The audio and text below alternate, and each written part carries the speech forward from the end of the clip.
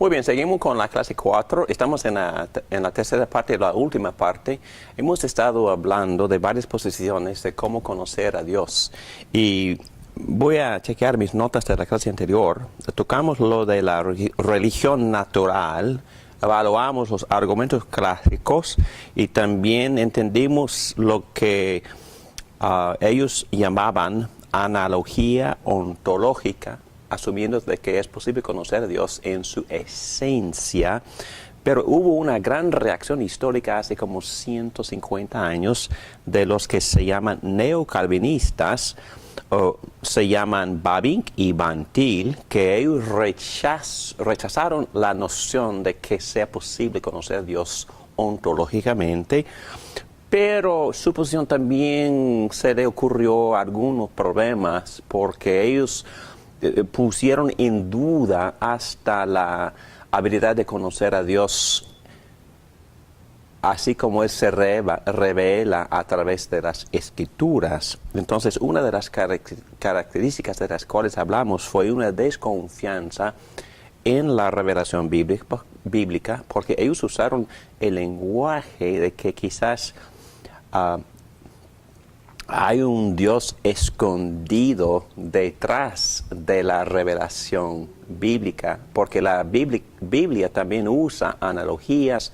Entonces, ese pensar puso en duda hasta la revelación sin querer, y el resultado años después fue un movimiento que se llama neo-ortodoxia, es decir, nosotros no podemos conocer a Dios objetivamente y no podemos describirlo así como es en palabras, porque las palabras siempre le ponen a Dios límites.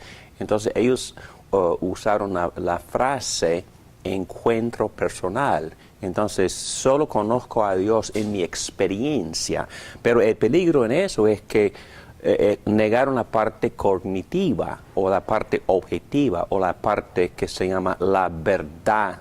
Entonces nosotros como calvinistas, y llegamos al Calvino, él usó la frase analogía, pero estamos hablando de no una analogía ontológica, sino una analogía racional, personal, y analogía de papeles. Y en sí, bueno, voy a seguir con este material y después de orar nos metimos en una evaluación que continúa hablando de algunos peligros de este movimiento que se llama neocalvinismo. Oremos. Gracias Dios por darnos una oportunidad más para profundizarnos en esta gran disciplina de una búsqueda de ti, principalmente a través de la revelación que tú nos has dado en las Escrituras. Te pido que me ayudes, que me des todas las disposiciones de tu gracia para poder comunicar con mente clara, pero también con corazón caliente y sobre todo por el amor de Cristo. Y en el nombre de Cristo te lo pedimos todo esto. Amén. Muy bien, ahora tocamos el tema de atributos divinos. Y tengan cuidado aquí porque ni hemos llegado a un estudio de los atributos bíblicos, porque todavía estamos evaluando la religión natural y también estamos evaluando las enseñanzas históricas de Tomás Aquino, y él en su estudio de los filósofos y de la razón, él preparó una lista de atributos divinos, pero atributos basados en la búsqueda racional por medio de la filosofía. Aquí está la lista: realidad pura, inmutable, impasible, infinito e invisible, eterno en el sentido de su limitación de tiempo, omnisciente, omnipresente, sencillo, necesario, sin derivación, es decir, ellos usaban la palabra filosófica, aceidad omnipotente. Bueno, una lista muy formidable, pero no necesariamente bíblica, y tampoco no necesariamente antibíblica. Pero lo que vamos a decir de esta lista es que no es completa, no es adecuada, ni uno de esos atributos es adecuado, porque la Biblia nunca describe un atributo de Dios separado de su contexto de pacto, su contexto histórico y su contexto personal. Y el problema de este tipo de pensar o este tipo de enseñanza es la revelancia, porque uno puede leer esta lista y de inmediato decir, ¿y qué? ¿Qué me importa? ¿Cuál es la revelancia? Entonces, si tú me dices, bueno, David, quisiera decirte que filosóficamente Dios es sencillo. O David, quisiera decirlo que Dios es necesario y tú no eres. Ok. Hay algo de verdad filosófico en esos atributos. Pero ¿cuál es la revelancia a mi vida? Entonces, vamos a ir más allá, vamos a ir que solo por medio de las analogías bíblicas se puede en verdad conocer a Dios de la manera por medio de la cual Él se ha revelado en la Biblia. Y otro problema es que en esta lista no está incluida nada de persona. ¿Dónde está la persona? Esta lista no dice que Dios es una persona. Quizás números 2 a 11 comunican algo verdadero y real de Dios, pero no completo, porque son conceptos fríos, separados de contextos, separados de su pacto, separados de una relación personal. También estos de la religión natural citaron mucho a Aristóteles, que hizo una distinción entre las cualidades esenciales de Dios y las cualidades accidentales. Es decir, ellos separaron estos conceptos abstractos y filosóficos tal como omnipresencia, eternidad, omnisciencia, sencillez, etcétera, etcétera, en una categoría diciendo que Dios en sí, en su persona, es eso. Y ellos dijeron que esos son lo que ellos llamaban cualidades esenciales, y las cualidades accidentales son las que Dios expresa en relación con su creación. Por ejemplo, creador. Ellos dijeron que creador no es un atributo esencial, es un atributo accidental. Se puede decir que Dios es amor, pero el amor tiene que ver con su contacto con personas. Y dicen que ese atributo no describe así como es en su esencia, y por eso es accidental. Nosotros negamos por completo eso, rechazamos ese concepto. Es una distinción falsa. Y vamos a llegar a la conclusión que quizás estos conceptos filosóficos sí me comunican algo verdadero de Dios, pero son sumamente incompletos, y tenemos que ir a la Biblia y ver cómo Dios se relaciona con su creación, con personas, para definir cualidades que en verdad me dicen quién es Dios.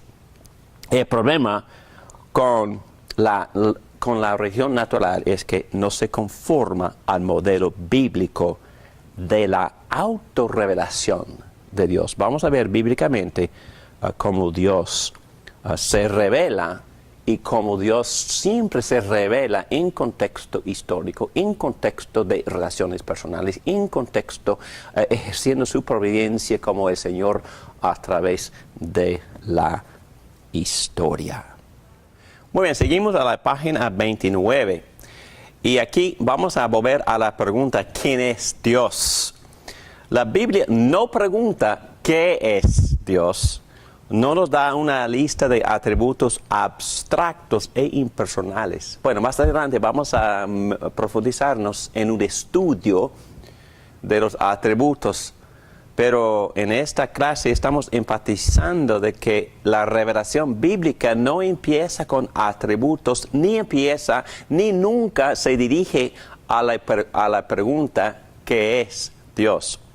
Bueno, siguiendo las enseñanzas del doctor Michael Williams, voy a hacer la misma evaluación. Uno de los alumnos me escribió un email o un texto y ese alumno había notado de que aún en la Confesión de Westminster y en el Catecismo usan este mismo lenguaje que estamos criticando. Número 4 del Catecismo dice, ¿qué es Dios? Que es sorprendente, ¿verdad? Porque aquí estamos criticando esta pregunta porque mejor preguntar quién es en vez de qué es.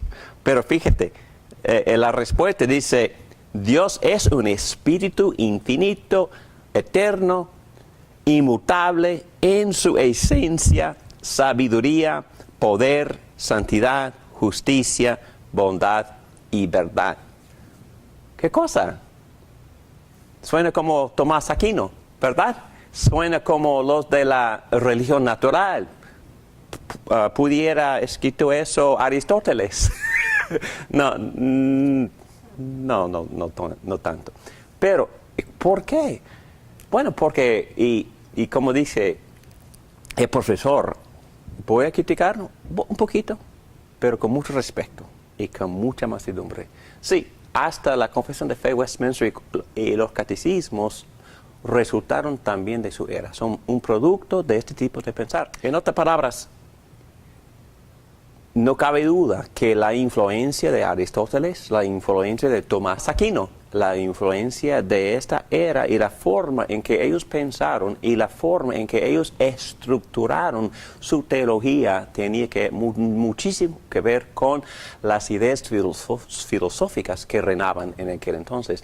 Y no es muy diferente de hoy. Entonces, el desafío es siempre pensar en categorías bíblicas.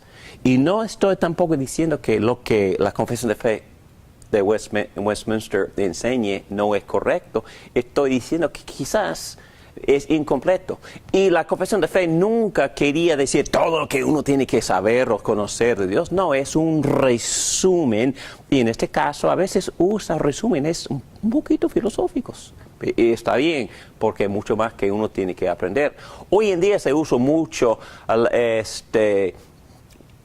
el lenguaje de historia o de narrativa. Cuéntame la narrativa, por favor. Ok, entonces, en un sentido es más correcto bíblicamente contar la historia o la narrativa que presentar una lista de atributos. Porque se puede conocer mejor a Dios por la narrativa, porque la narrativa explica cómo el Dios trascendente llega a ser el Dios inmanente. Y cómo el Dios trascendente se involucra históricamente y personalmente en los términos de su pacto para revelarse a su creación. Muy bien. Aquí, después de decir eso, entonces, ¿cuál es la pregunta apropiada? Número 1, ¿quién es Dios? Calvino, ¿quién es el Dios con quien tenemos que ver? Fue su pregunta. ¿Quién es el Dios con quien tenemos que ver? Y la otra pregunta, ¿es apropiado definir a Dios? O hacer la pregunta, ¿qué es? O describir a Dios. ¿Quién es? ¿Cuál de las preguntas es apropiada para personas? Bueno, quizás la segunda, ¿verdad? Ya hemos dicho que la Confesión de Fe Westminster es un producto de la era de la razón. Al haber dicho eso, antes de mirar las maneras en que las Escrituras hablan de Dios y cómo lo describen, vale la pena tomar el tiempo para pensar en cómo hablamos de las personas. Si le pido que me diga algo acerca de un miembro de su familia, probablemente me dirá su nombre, algunas características personales, algo de su papel social, algo de sus logros. Esas son las formas en que introducimos a las personas naturalmente. No hablamos de las personas en forma abstracta. Bueno, aquí está mi esposa, ella se consiste de un 90% agua, tiene cromosomas. DNA y, bueno, como 6% polvo. No, es que no hablamos filosóficamente ni abstractamente. No contestamos en nuestras palabras, ¿qué es? No, ¿quién es? Y contestamos de forma diferente. ¿Quién es esa persona? No decimos, bueno, mi hermana es un ser humano, sino describimos a una persona en términos personales. Las escrituras no comienzan ni toman en cuenta el tipo de descripciones impersonales que encontramos en la teología filosófica. No vamos a encontrar en la Biblia la frase o el título movedor inmóvil, ni causa no causada, ni ser supremo. No, de principio a fin, Dios es enteramente personal. Encontramos que Él es aquel que habla, actúa, camina, manda, ama, hace, juzga, lucha, batalla, odia, etcétera, etcétera. Y esto es como lo conocemos y como lo describimos. Y todo ese lenguaje que acabo de usar es mucho más significativo para Dios de las Escrituras que todo lo que conversamos en los últimos 40 minutos. Y mucho de lo que discutimos la semana pasada acerca de los atributos o los conceptos filosóficos de Dios. Así que ya terminamos con la materia filosófica. Ok, muy bien.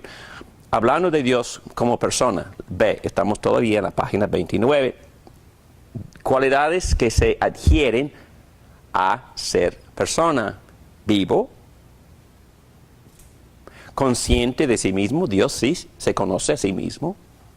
Inteligencia, sí, Dios sabe cosas y conoce a otros, es inteligente.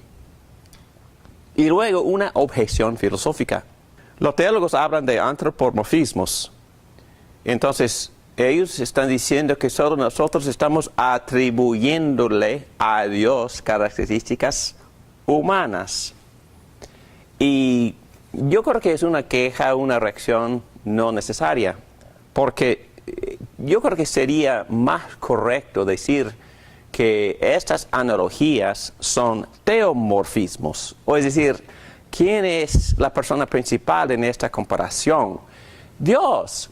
Los papeles que nosotros ejercemos como los seres humanos aquí en la tierra imitan al diseño de Dios. Por ejemplo, soy padre. Y cuando decimos que Dios es padre, bueno, estamos diciendo que en un sentido el hecho de que yo soy padre me ayuda a entender Dios Padre. Pero ¿quién es el Padre? ¿Quién es el Padre en toda su excelencia? Entonces, ¿quién es el que tiene el diseño perfecto, la imagen perfecta del Padre? Bueno, es Dios. Y por eso se puede argumentar al revés, que en vez de decir que estamos usando puros antropomorfismos, y eso es inadecuado, no, estamos usando quizás teomorfismos porque lo que nosotros somos en nuestros papeles nos ayudan a entender quién es Dios en su diseño perfecto. Entonces, Dios en su persona tiene la prioridad sobre nuestro concepto de personas. El hombre no, es que Dios es el que define qué es una persona. Y soy una persona hecha a la imagen de Dios, persona. La letra C dice, los verdaderos antropomorfismos de las Escrituras. A ver, la Biblia habla de Dios metafóricamente. Dice que habla de los ojos de Dios, boca, nariz, manos, brazos, etcétera, etcétera. Pero Dios no tiene forma física. Deuteronomio 4, 15 a 18 dice, el día que el Señor les habló en Horeb, en medio del fuego, ustedes no vieron ninguna figura. Por lo tanto, tengan mucho cuidado de no corromperse haciendo ídolos o figuras que tengan alguna forma o imagen de hombre o de mujer. o imágenes de animales terrestres o de aves que vuelan por el aire, o imágenes de animales que se arrastran por la tierra, o peces que viven en las aguas debajo de la tierra. Porque Dios no tiene forma corporal. Y no tiene cuerpo, como Juan 1:18 dice en la página 30. A Dios nadie lo ha visto nunca. El Hijo único, que es Dios y que vive en unión íntima con el Padre, nos lo ha dado a conocer. 1 Timoteo capítulo 1, versículo 17. Por tanto, al Rey eterno, inmortal, invisible, al único Dios, sea honor y gloria por los siglos de los siglos. Bueno, Él es invisible porque no tiene forma física. 1 Timoteo capítulo 6, versículo 15. Al único y bendito soberano, Rey de reyes y Señor de señores, al único inmortal que vive en luz inaccesible, no se puede ver, a quien nadie ha visto ni puede ver. A Él sea el honor y el poder eternamente.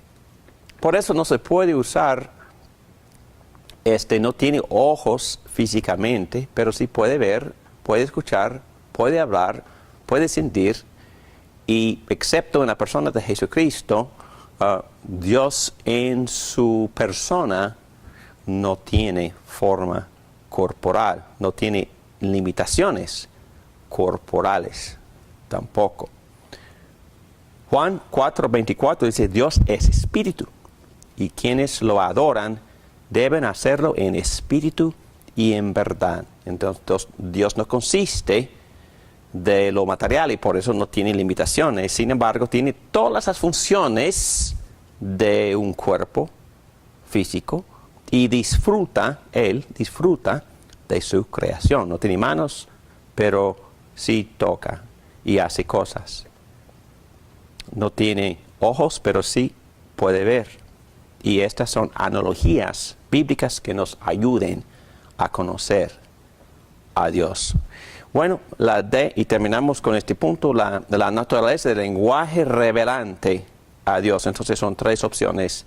Equívoco, no se puede hablar de Dios con certeza o en lo concreto. Entonces, esta palabra equívoco significa vago, trascendente, no se puede conocer con certeza.